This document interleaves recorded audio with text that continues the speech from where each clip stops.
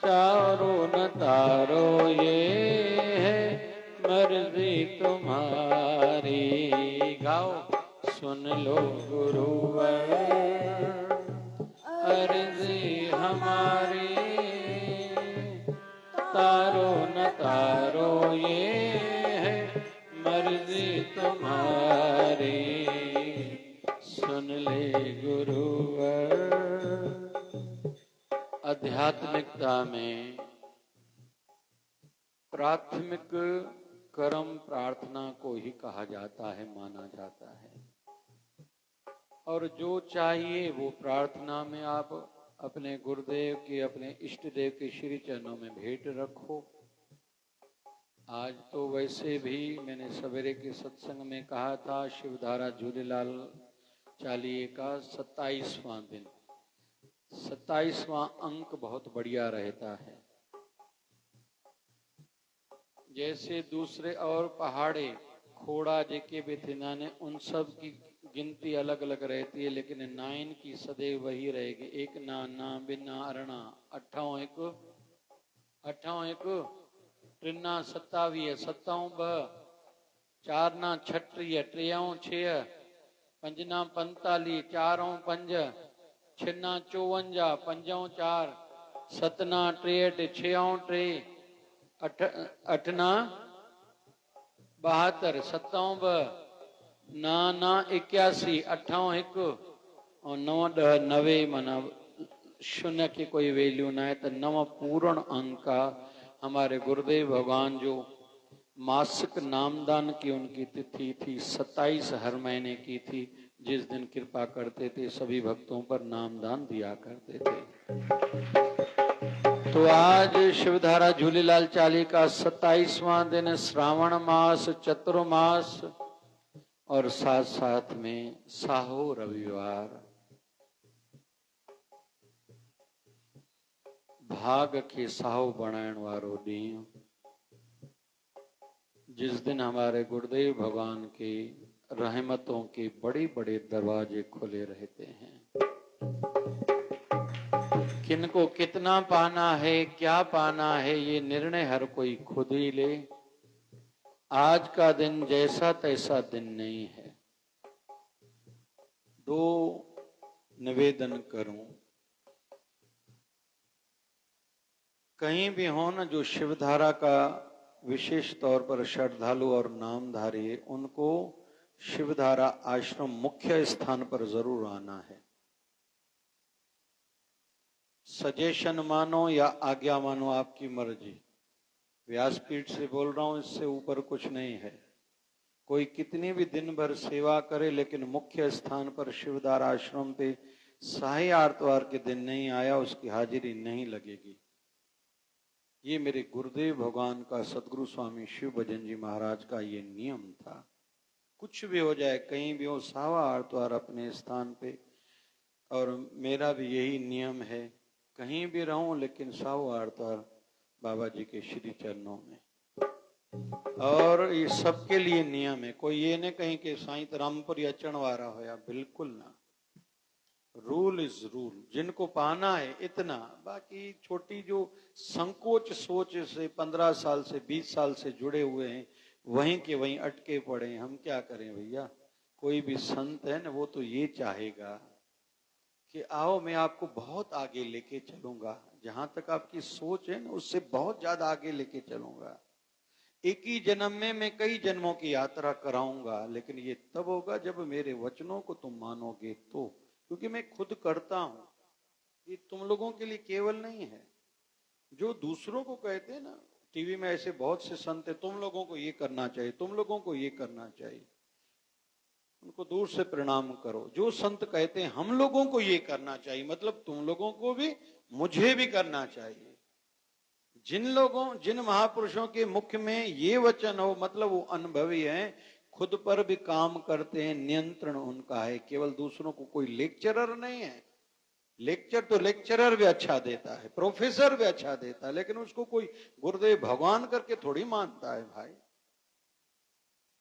जो चालीहे अपना मासिक साहो आरतवार और वर्षीय मेला और 25 अगस्त को शिवधारा आश्रम में नहीं आया और गुरु पूर्णिमा को नहीं आया तो उनकी हाजिरी नहीं है भाई। और क्या कहूं इससे ज्यादा। मानो तो मानो, नहीं मानो आप जानो भैया। मानोगे तो हम आपके साथ हैं, नहीं तो आप देख लेना भैया। तो आज है विशेष दिन, प्रार्थना करें हम गुरुदेव को। सुन ले गुरुवर अर्जी हमारे, तारो न तारो ये है मर्जी तुम्हारी। सुन ले गुरुवर, गाओ। जी हमारी तारो न तारो ये है मर्जी तुम्हारी। हम पे क्या बीती कैसे बताएं, हम पे क्या बीती कैसे बताएं। किस दौर से गुजरे कैसे सुनाएं। किस दौर से गुजरे कैसे सुनाए। तुमको पता है मेरे मुरारी। सुन ले गुरुवर, गाओ गाओ। अर्जी हमारी तारो न तारो ये है मर्जी तुम्हारी। सुन ले गुरुवर अर्जी हमारी, तारो न तारो ये है मर्जी तुम्हारी। हम जितने भी बैठे हम सबके मन में एक संशय रहता है सदैव। कौन सा? हमारे गुरुदेव हमारी सुनते क्यों नहीं है और दूसरों की ज्यादा क्यों सुनते हैं।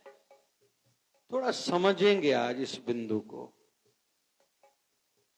जिनके जीवन में सुख चल रहे हैं उसमें दो प्रकार के लोग होंगे, जो आज में बहुत अच्छे कर्म कर रहे हैं, या जिनके जीवन में सुख चल रहे हैं वो आज अच्छे कर्म नहीं कर रहे हैं।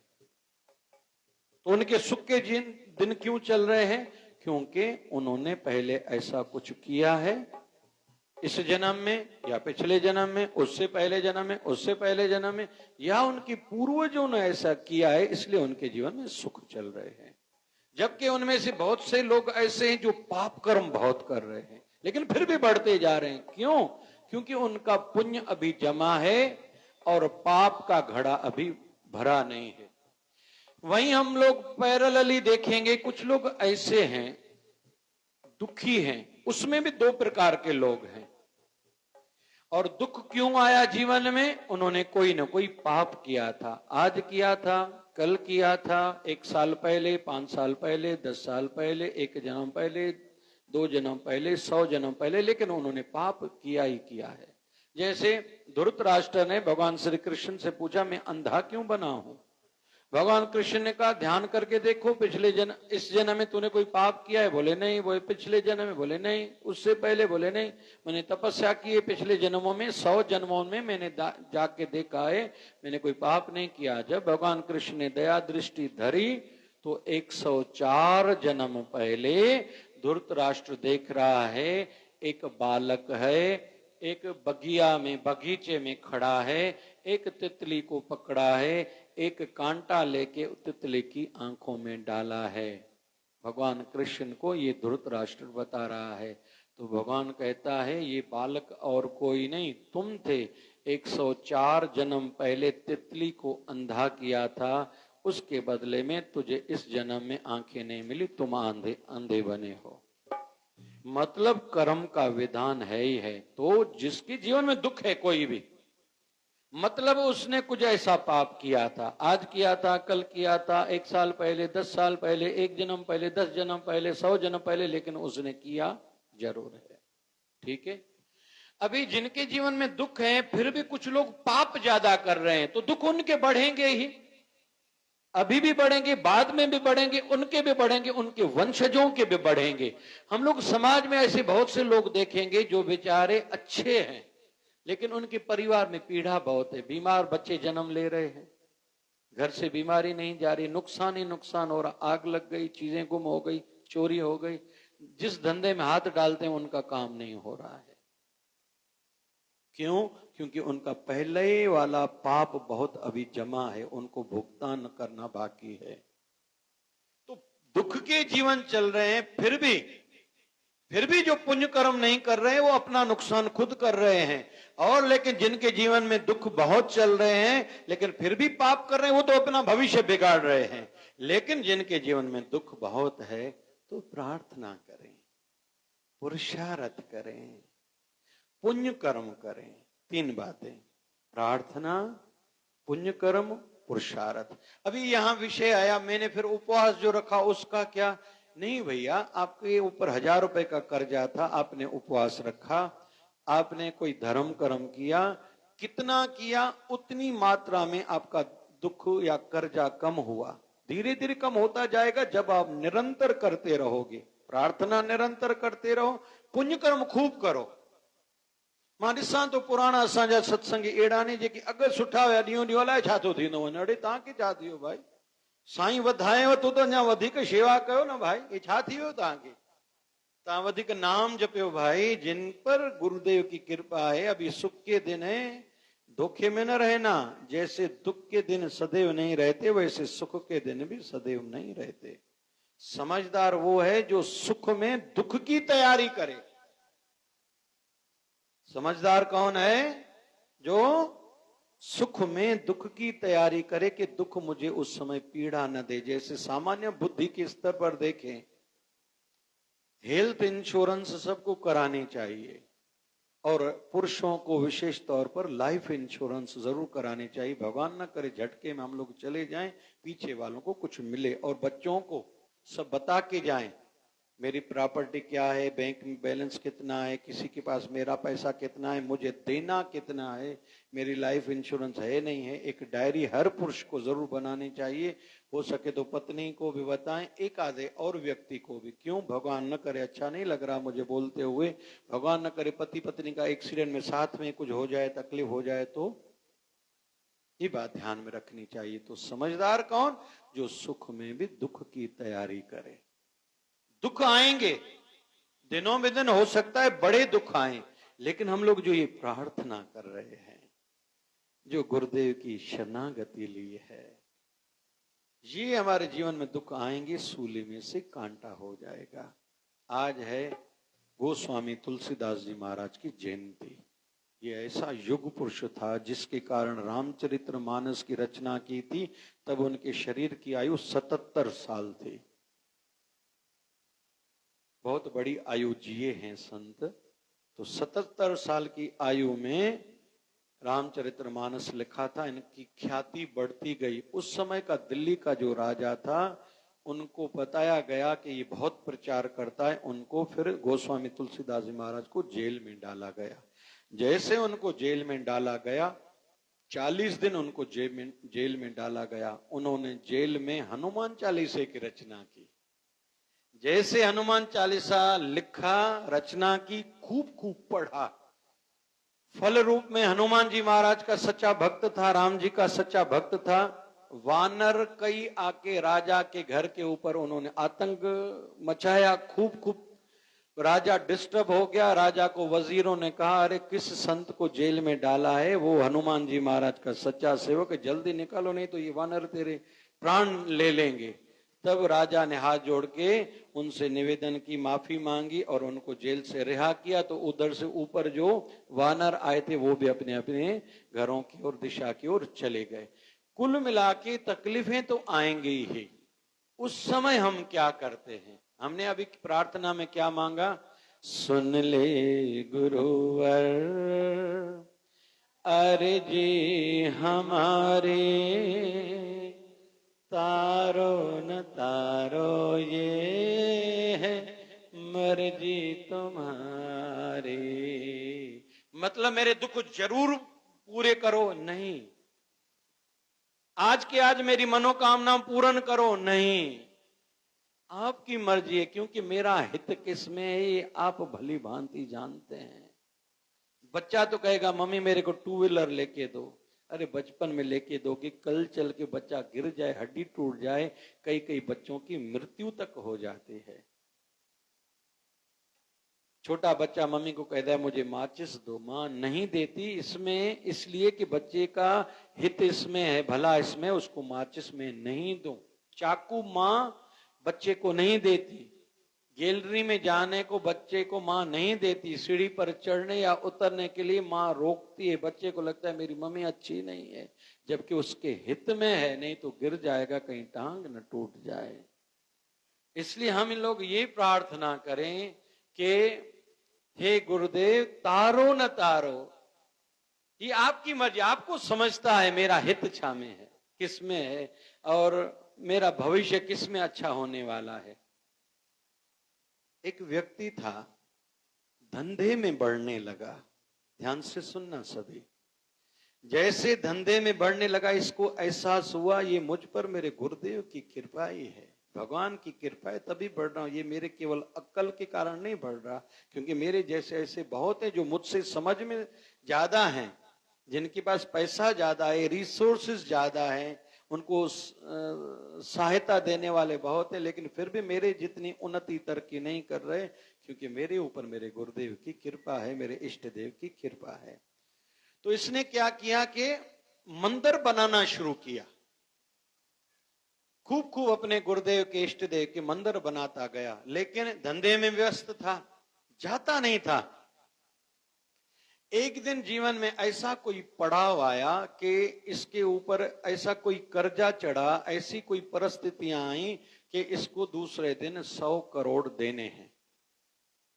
अभी 100 करोड़ तो कहां से आए, उस समय व्यवस्था नहीं हो पा रही थी, अभी सोच रहा था क्या करूं। मन में आया मेरे प्रभु जिनके मैंने मंदिर बनाए हैं, मेरे गुरुदेव जिनके मैंने मंदिर बनाए हैं, उनको जाके कहता हूं, सुनेंगे, जरूर सुनेंगे। मेरा झंझट, मेरा जीवन में जो ये दुख चल रहा है, टेंशन चल रहा है, ये दूर होगा। क्योंकि हम लोग संसारी जितने न, अधिकतर हमें ऐसे लगता है भगवान और गुरु है ही दुख के लिए। अरे नहीं भैया, मैंने देखा कोरोना में बहुत लोग मरते मरते बचे, मरते समय क्या चिल्ला रहे थे, रो रहे थे, थोड़ा ठीक क्या हुए, अपने धंधे में इतना कठोर बने। मुझे देख के बहुत से लोगों को दुख होता है, अरे मरते मरते बचे हो फिर भी डर नहीं है तुम्हारे मन में। उस समय तुझे अनुभूति हुई थी मैं मर रहा हूं, तुम्हारे गुरुदेव ने, भगवान ने तुझे बचा लिया, अभी नया जीवन दिया है, कुछ तो खुद पर एहसान करो, थोड़ा भगवान से डरो भैया। अभी भी तुम्हें बस माया माया माया, ऐश अशरत, स्वार्थ स्वार्थ, केवल खाना पीना घूमना, बस यही याद है। आत्मिक कल्याण के लिए कुछ नहीं करोगे। भगवान ने एक चांस और दिया है। मुझे बहुत से ऐसे लोग जो नजदीक वाले हैं उनको देखता हूं, जब वो झलक उनमें नहीं दिखती मुझे अच्छा नहीं लगता। तो विचार आया, रात को सोच रहा था मैं कल अपने वाले गुरु वाले मंदिर में जाऊंगा, लेकिन सवेरे सवेरे जाऊंगा जब पट खुलते हैं, क्योंकि भगवान के या गुरुदेव के जो पहली वाली नजर वाले दर्शन होते हैं ना, वो अनोखे रहते हैं। इसलिए जब भी सत्संग कथा में जाए ना, व्यास से जो भी संत सत्संग के लिए दर्शन हेतु आए, उनसे पहले जाना चाहिए, वो चले जाएं फिर हमें वहां से जाना चाहिए। ये मेरी बात याद रखना। सत्संग से भी बहुत प्राप्त करना चाहते हो ना, तो जब भी कोई आरती का जो भी नियम है पूरा करके जाओगे, इतना मिलेगा। बहुत लोग आधे में आते हैं, आधे में चले जाएंगे तो इतना मिलेगा। हर कोई अभी खुद सोचे मुझे कितना लेना है। और इस सत्संग की महिमा तो तप से भी ज्यादा है, याद रखना। हर शुभ कर्म से ज्यादा इस सत्संग की महिमा है। केवल इससे ज्यादा सिमरन है, दूसरे नंबर पर सत्संग, ये याद रखना। व्यवहार जगत में बोलते हैं इनकी जल सेवा चलती है, इनकी रोटी सेवा चलती है, प्रणाम है। फिर हम जल नहीं पियाएंगे, वो दूसरा कोई नहीं पिलाएगा उसको, मर जाएगा क्या? रोटी नहीं खिलाएंगे दूसरा नहीं खिलाएगा, भगवान उसको खुद ही व्यवस्था करके देगा। लेकिन सत्संग के माध्यम से उसमें उत्साह भरा जाता है। तुम अपने खून पसीने की कमाई से खाओ तो सही, दूसरे भूखों प्यासों को खिलाओ। ये भाव किसके मन में जग जाए तो वो सत्संग उसके जीवन में बड़ा चमत्कार करता है। और यही प्रेरणाएं ही बड़े बड़े काम करती हैं। बड़े बड़े पहले के राजा अपने गुरुदेव को राज दरबार में बिठाते थे, अपना फिर विचार रखते थे, हमारा चिंतन मंथन ये हुआ है, धर्म नीति क्या कह रही, आप आज्ञा करो मुझे अभी क्या करना चाहिए। आपका जो विषय निकतो तो मां चवंदो हलां घणा शिष्य थी यानी साईं असांखे ॿारनि जी शादी तारीख़ कढी ॾियो, पंहिंजे हथनि सां पाण कजो। एक आया व्यक्ति, किसी के बेटे की शादी थी, संतों के पास डायरेक्ट काम बना के कार्ड लेके, मेरे बेटी की शादी है। बोले इसमें मेरा क्या? तो डिस्टर्ब हो गया, बाहर गया, अपने सत्संगी भाइयों से पूछा ये हमारे गुरुदेव क्या कह रहे हैं। मैंने कहा कि मेरे बेटे की शादी है। उसने कहा, संतों ने कहा मेरा क्या, तेरा बेटा है, तेरे बेटे की शादी? बोले हाँ। तो उसमें बोले मेरा क्या? बोले भैया जाओ घर से और एक मिठाई की पैकेट और एक कार्ड और लेके आओ, अभी गुरुदेव को निवेदन करो आपके बेटे का विवाह है, आपको आना है, ये प्रार्थना करो। वो घर से गया, मिठाई की पेटी लेके आया, दूसरा एक कार्ड लेके आया, निवेदन किया, बाबा जी आपके बेटे का विवाह है, आपको आना है। तो संतों ने कहा क्या मेरे बेटे की? बोले हाँ। बोले इसमें अभी तुम्हारा क्या, तुम जाके सो जाओ, हम बेटे का कार्य खुद ही करेंगे। अरे भाव तो रखो, घना तो परे परे रहना नहीं, परे पर दूर बाज खुश बाज, दूर ही रहेंगे। अरे भैया खुद पर तरस नहीं खाते हो। आखिर आपकी मैं थोड़ा वैराग मैं कहूंगा कुछ समय के लिए, आपके गुरुदेव का भी तो शरीर का समय धीरे धीरे आयु कम हो रही है ना भैया, उनकी भी अपने शरीर की सीमाएं, कल चल के तुम्हें दर्शन ही ना हो तो अभी तुम बहाने बना रहे हो। जो भी जिस चीज को भी महत्व दे रहे हो, ये दिन न मिले तो, और जिनके हाथ से ये दिन गए हैं ना उनसे जाके पूछो, जो अपने गुरुदेव के साथ रहते थे और जिनके गुरुदेव ने शरीर त्यागा है ना, उनसे जाके पूछो गुरु के शरीर के बगैर जीवन कैसा होता है। ये फ्री फंड में हम सबको जैसे स्वास्थ्य फ्री में मिली है ना, लकड़ हजम पत्थर हजम जो भी मिले स्वाहा स्वाहा स्वाहा। अरे शरीर तो तेरा है ना, फ्री में मिल रहा है, फिर भी शरीर तो तेरा है ना भाई। शरीर फ्री में मिला है इसलिए बिगाड़ दो, फिर एक बार कोई बीमारी लग जाए, वो पता नहीं कौन से एक प्राणी कल परसों गुजरी है ना, कैंसर हो गई, क्या सोशल मीडिया पर लोग बोल रहे हैं। चानालोज भाई 28 साल की थी, कलटो ने गुजारे हो या ना कहीं कैंसर सा, एक प्राणी है चैन पे। जिनको जो बीमारी होती है ना उनसे जाके पूछो। आप लोगों को थोड़ी समझेगा, मैंने आज एब्डोमेन पेट वाला डीएम डॉक्टर एमडी से भी बड़ा है, क्यों यहां लाया? जो लोग शराब पी रहे हैं, जिनको भी पेट की कोई भी बीमारी है, जिनको बीमारी लग गई है उनसे और उनके परिवार से पूछो। जिनको कुछ नहीं है, साईं तो बड़ा डॉक्टर शरीर मां के कुछ आए थोड़ी, अरे थोड़े थोड़े में जब ज्यादा होगा ना, भक्ताने बैठी है, उनको डॉक्टर ने कहा एंजियोग्राफी कराओ, उनसे पूछो। आज मैंने हार्ट का डॉक्टर मैंने क्यों लाया, आप उनको दिखाओ कि जैसे आपको लाभ हो। जिनको जब तक फ्री में है ना वो फजूल लगता है, अरे उसकी कदर करो ना, फ्री में मिला है। जो भी माँ बाप घर के बुजुर्ग फ्री में मिले हैं ना, कदर करो ना भाई। जो भी जवान मेरी बहनें, अविवाहित बहनें बैठी हैं, बच्चियां, अरे पता नहीं कितने दिन आप अपने माँ बाप के साथ वो सेवा करो ना, थोड़ा लाड़ लड़ाओ ना, मस्ती करो। पिताजी आपके जब भी डिस्टर्ब हो उनके साथ मस्ती करो, माँ के साथ मस्ती करो, भाई बहनें जो भी आपके परिवार में, चाचा चाची, आपके बाप की अपने भाई के साथ नहीं बनती है तो आप कुछ काम करो ना कि उनका रिश्ता अच्छा हो जाए। आपकी बुआ घर पर नहीं आती, आपकी माँ या जैसे भी घर का वातावरण नहीं, उनको बुलाते नहीं, तो इस राखी पे बुलाओ ना उसको। आपकी विवाहित बहन अगर कोई नहीं आती, कोई भी कारण से, वो वातावरण अच्छा बनाओ ना भाई, कुछ करो तो सही। बस राखी टपा दे, उन्होंने धागा बांधना है बस।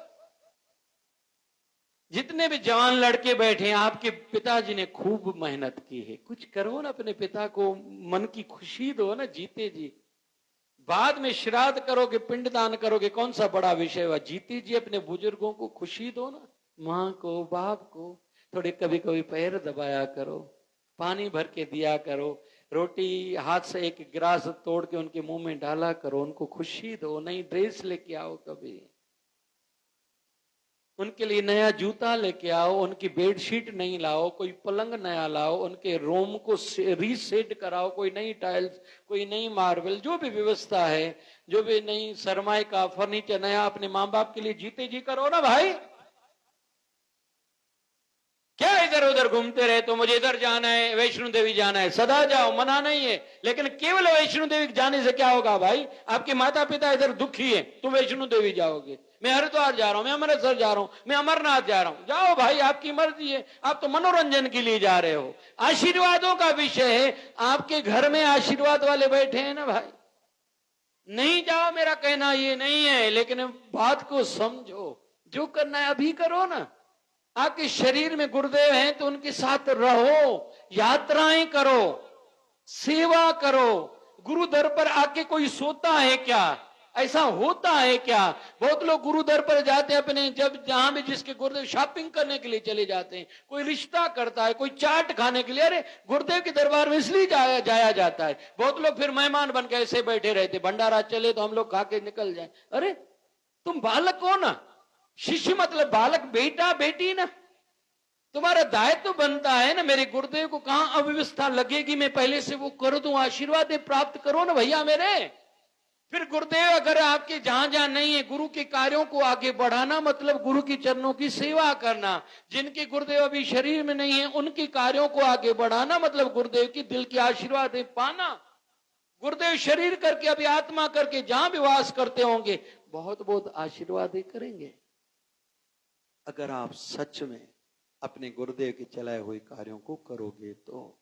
केवल बहाना, केवल खुद के लिए जीना, मुझे नींद करनी है, यहां घूमने के लिए जाना, होटल में रोटी खाना, ये बचपना कब तक भैया?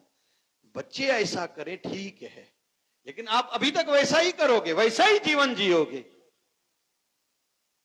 कभी भी मन में भाव ही नहीं जगता, तो क्यों दुख आपके जीवन में भविष्य में नहीं आएंगे? आप ही निर्णय लो। आपके जीवन में खुशियां क्यों आएंगी, ये आप ही निर्णय लो। जिन्होंने भंडारे कराए हैं उनके आगे भी भंडारे भरे रहेंगे, उनके वंशजों को भी भंडारा खाने को कभी भी रोटी से वादा नहीं होगा उनको।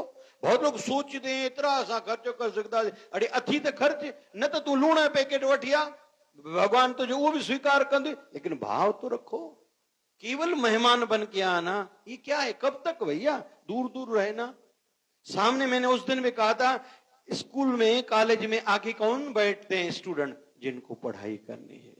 कुछ बच्चे बीच में रह बैठते, वही केमाल चुंडी पाइंदा है, कंधा पेंसिल हणदा। कुछ लोग पीछे पीछे रहते, हमारा लेना देना नहीं, टीचर का काम है बोलते रहना। और जैसे टीचर ने पूछा ना, भगवान ने 2 कान क्यों दिए हैं? बोले टीचर की इधर से बात सुन के, कहो ना भाई, इधर से निकालने के। इतने नायन बेटा ने एड़ा पोयो केर बैठा ने लाए। सुन ले गुरुवर अर्जी हमारी, तारो न तारो ये है। प्रार्थना के साथ योग्यता बढ़ाओ, संसार में भी तरक्की करोगे, आध्यात्मिकता में भी तरक्की करोगे। केवल प्रार्थना नहीं, केवल फ्रॉड नहीं, केवल झूठ बोलना नहीं, केवल निंदा करना नहीं, गलत साइड से ऊपर बढ़ने की कोशिश नहीं करो। प्रार्थना तो करो, योग्यता स्किल भी बढ़ाओ, भक्ति के क्षेत्र में भी, संसार में भी।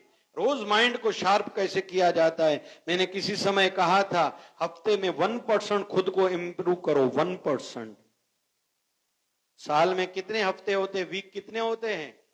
48% हम लोग साल में चाहे खुद को इंप्रूव कर सकते हैं, चाहे आध्यात्मिकता हो या संसार हो। 2 साल में 96% हम लोग खुद को इंप्रूव कर सकते हैं। 4% के लिए तीसरा साल छोड़ दो।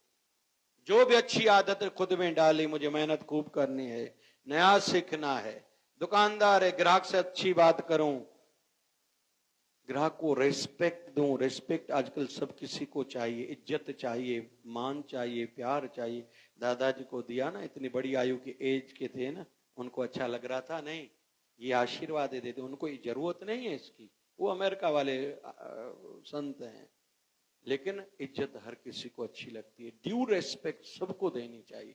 बहुत लोग भगवान को भी प्रसाद कौन से चढ़ाते, घर में खराब केला खणी ईंदा। अरे ये जाए भाई, ये जाए प्रसाद पर भाऊ खर्च कहीं में घटी ईंदो आहे। अरे वाह, वो एतरो थी ने मिलदो ही भी एतरो। अरे अच्छे में अच्छा करो भाई, अच्छे में अच्छा करो। जितना हम लोग बीज बोएंगे सीधी बात है, फल वैसा मिलेगा। चलो अंत में वो कथा मैंने ली थी, कहां रखी थी?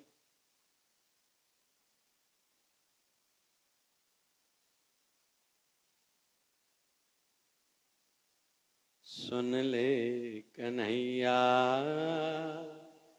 अर्जी हमारी, तारो न तारो ये है मर्जी तुम्हारी। सुन ले गुरुवर, जो पहुंचाओ उनके श्री चरणों तक अपनी प्रार्थना। तारो न तारो ये है, भाव से ऐसी प्रार्थना करो, उनके श्री चरणों तक पहुंचनी चाहिए। गुरु गोविंद सिंह महाराज सवेरे के आशा दीवार के सत्संग में बैठे हैं, सत्संग पूरा हुआ, गुरुदेव को कहा गया आप चलो उठो, अभी नाश्ते का भंडारे का टाइम। गुरु गोविंद सिंह की आंखें ही बंद हैं, शाम तक आंखें बंद थी। किसी ने पूछा गुरुदेव ये क्या लीला? बोले काबुल कंधार में, मतलब आज का अफगानिस्तान, काबुल कंधार में कोई शिष्य मेरे ध्यान में मेरे चरणों को पकड़ के बैठा था। मैं उठना भी चाह रहा था लेकिन उठ नहीं पा रहा था। ऐसा होता है, ऐसा होता है। मैं जब अपने गुरुदेव के कमरे में अकेला सेवा में था, शरीर की सेवा में, तब की बात बता रहा हूं। ये 91 होना चाहिए या 90 होना चाहिए, 1990 या 1989 में हो सकता है। बाबा जी उठते थे शाम को 4:30 बजे, 4:45 बजे, ये लगभग टाइम होता था। बाबा जी उठते ही वॉशरूम में फ्रेश होते थे, फिर जलपान करते थे, फिर कहते थे चाय बनाओ। हम लोग बनाते थे अपने गुरुदेव के लिए नमक वाली चाय। कहीं कहेंगे खबर है लूण वाली चाय कीअं थींदी आहे? अधु मथे कयो, हिकु हथु मथे आहे, ॿियनि खे खबर न आहे लूण वारी चाय भी ठहंदी अथव। हम लोग अपने गुरुदेव के लिए बनाते थे बचपन में। 1989 की बात है। तो जब मैं दरवाजा खोल के बाहर जा रहा था, बाबा जी ने कहा तुम चाय तो बनाओ, लेकिन कमरे के दरवाजे के सामने एक माता जी खड़ी हैं, उनको लेके आओ। मैं सोच रहा था बाबा जी और मैं दरवाजे के अंदर हैं, दरवाजा बंद मैंने किया, बाबा जी को विश्राम करा कि हम लोग फिर दरवाजा बंद करते थे। अभी बाबा जी उठे, वॉशरूम गए, बाहर आए, जल पिया, और दरवाजा तो फिर से मुझे ही खोलना है। चलो उस माता को बुलाया था मैंने, दरवाजा खोला था, बाबा जी के लिए चाय लेके आया, माता जी तो मिलके चली गई। बाबा जी से मैंने पूछा बाबा जी ये कैसे, आपको कैसे पता चला? क्योंकि हम लोग छोटे थे ना, बाबा जी से बहुत लाड करते थे, और बाबा जी कहते थे प्रश्न पूछा करो, और मैं पूछता था बहुत।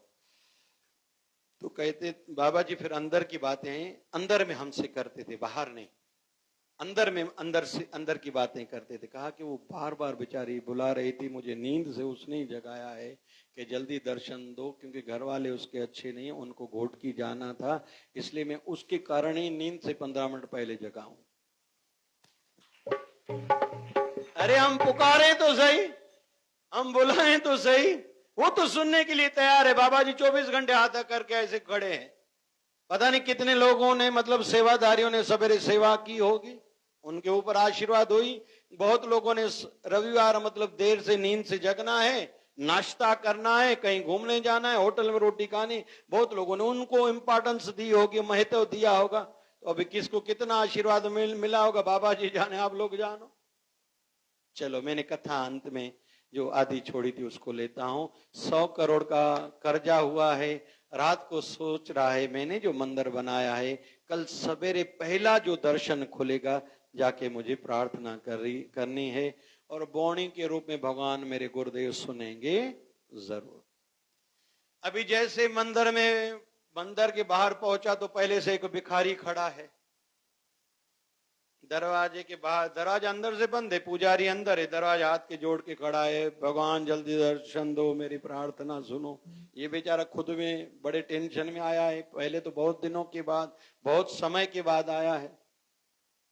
बाहर खड़ा है कि दरवाजा खुले, भगवान को विनती करूं, लेकिन मेरे से पहले दूसरा व्यक्ति, वो भी फकीर मंगता, जिसके कपड़े फटे हुए मैले, अरे ये कहां से आया भाई।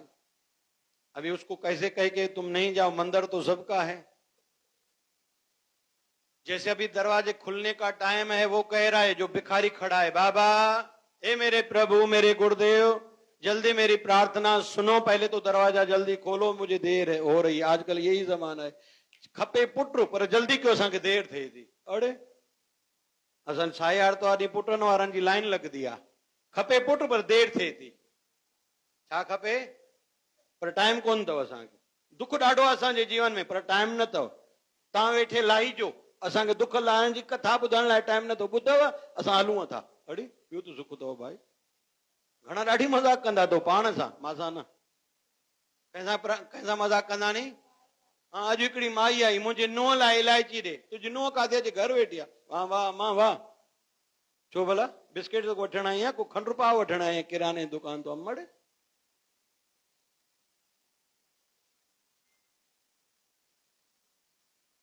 वो पहले से सोच रहा है कि ये क्यों घोड़ा है। वो भिखारी कह रहा था, भगवान जल्दी दरवाजा खोलो, मेरी पत्नी की तबीयत ठीक नहीं, मेरे को 100 रुपया चाहिए। कितना चाहिए, जोर से कहो ना।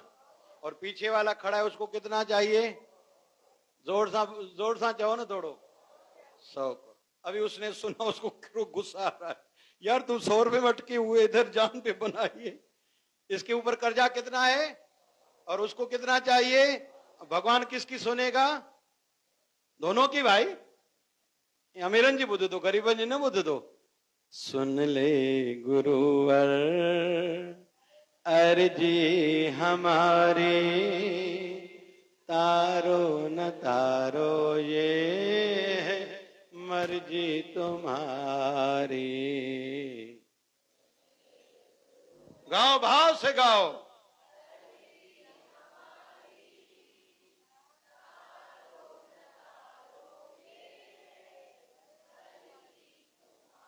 अभी इसको मजा नहीं आ रहा है, फिर गुस्सा आया, 100 से जेब से 100 रुपये निकाला। लो भाई। बोले क्या है, बोले 100 रुपये लो, भगवान ने दिया है। उसने कहा वाह भगवान वाह, दरवाजा खोला नहीं, पहले से ही मेरी मनोकामना पूर्ण हो गई। धन हो गुरुदेव, धन हो, आप युगायुग जीते रहो, आपका नाम अजर अमर हो। दरवाजा ही नहीं खुला, पहले से मेरा काम हो गया। अभी अंदर गया, दरवाजा खोला, प्रतिमा भगवान की सामने से है। भगवान को कहने लगा, प्रभु कृपा करो, कितना चाहिए, चहो ना भाई। चवंदा रहो, मत तव्हांखे मिली वञेव भाई। वो भगत ईंदा आहिनि न, चवंदा नी छा चवंदा नी, हर कंहिंजे घर में हुजे हिकिड़ी नई कार, नई हुजे क्वार, अलाए छा छा न आहिनि चवंदा। हा तव्हां बि चओ, घणा हुनखे घणा खपंदा हुया। हा चओ चओ, हिकु दो वरी चओ। हा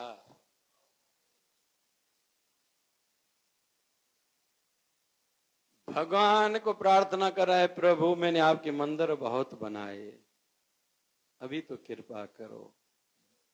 उसके गुरुदेव भगवान उस मूर्ति से प्रकट हुए। अरे भैया तूने मंदिर तो बनाए, कभी मेरी याद आई तुझे। अरे तुम कैसे आए हो, जब तुम्हें मुझसे मांगना था, तुम्हें मुझसे प्रेम नहीं था, मेरी याद नहीं सताती थी, तूने मुझे यहां के बिठा के बस भूल गए मुझे। तो भगवान कहता है, अभी शुरुआती तेरे से हुई है, तेरे को कितने देने हैं मुझे, जोर से कहो ना। जैसे पहले वाले का मैंने काम कैसे किया, दूसरे किसी से लेके उसको दिया, ठीक है। अभी 100 करोड़ किसी से मैं लूंगा, फिर तुझे दूंगा, तेरी समस्या हल होगी। इन भाई हा कहो था ना कहो था। भगवान ने कहा चलो मुझे करना तो है ही है, लेकिन आगे केवल मांगने के लिए नहीं, मुझसे मिलने के लिए आया करना। तुम्हें मेरी याद नहीं सता रही थी, लेकिन मुझे तो तेरी याद आती थी।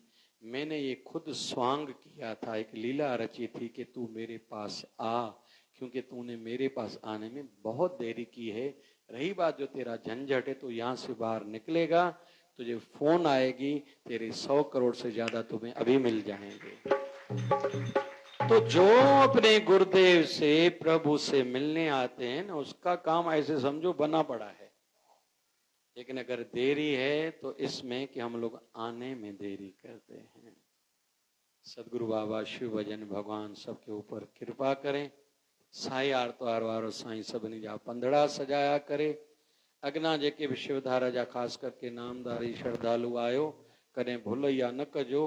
तो असां साई आरतवार ॾींहुं साईं जे दर ते न वञूं, पोइ बहाना कयो त तव्हांजी मर्ज़ी, लेकिन अगना जे लाइ इहा गुंजाइश ख़त्म। हा त कयो भाई, तव्हां सभई ॾाढा सुठा हो। आज सवेरे यहाँ शिवधारा मिशन फाउंडेशन की ओर से जो मेडिकल कैंप थी, बड़े बड़े डॉक्टर्स आए।